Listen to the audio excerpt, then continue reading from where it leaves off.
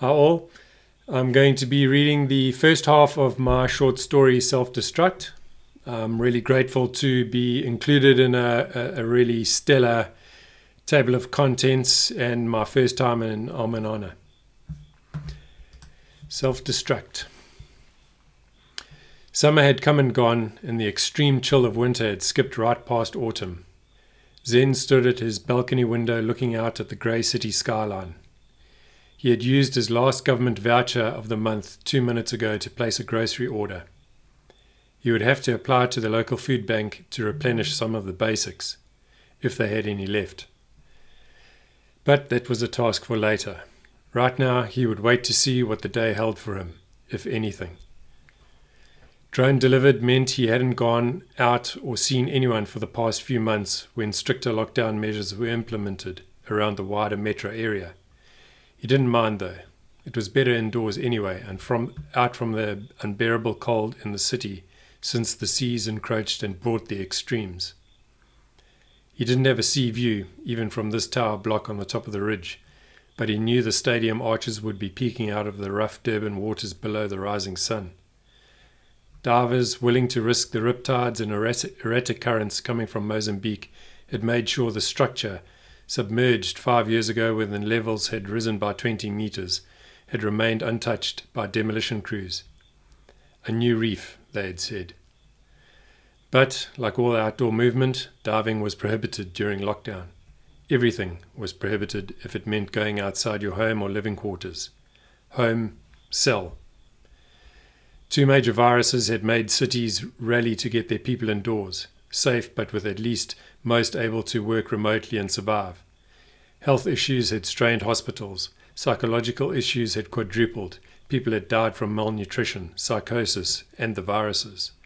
A strain of parvovirus B19 had triggered a deadly aplastic anemia pandemic in the youth, with the first signs of red and purple spots, bruising and bleeding mostly ignored by the majority of the governments of Oceania.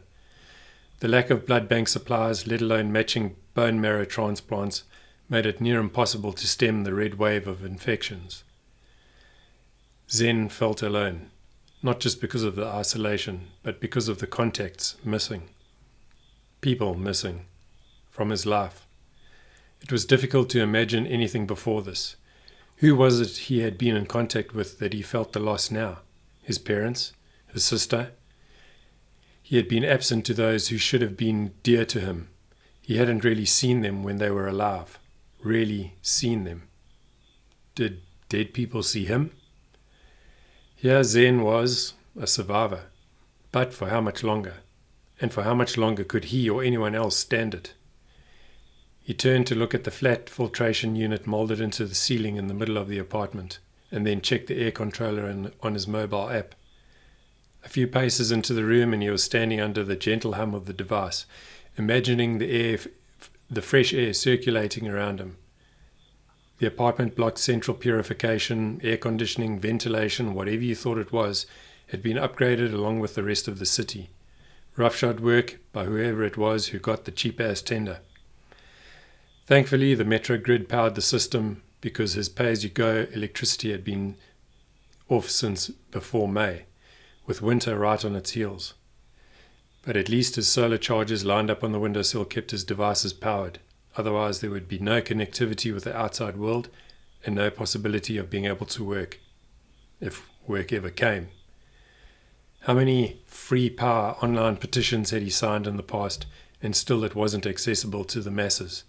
Wind turbines and wave farms lined the Indian Ocean horizon as far as the eye could see, but surely getting a light on in the city was an expense, not a luxury.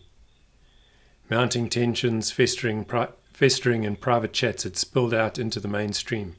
Threats of protest action seemed more than couch jockeying and anonymous vitriol. He hoped it was. He needed it to be. Being out on the streets, screaming at the heavens despite any apparent viruses, was what was needed to vent and be seen. His skin warmed and tingled. It was the boiling rage and frustration. A nagging thought rose to the surface.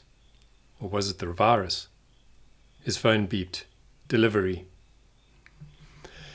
Hope you all enjoyed that.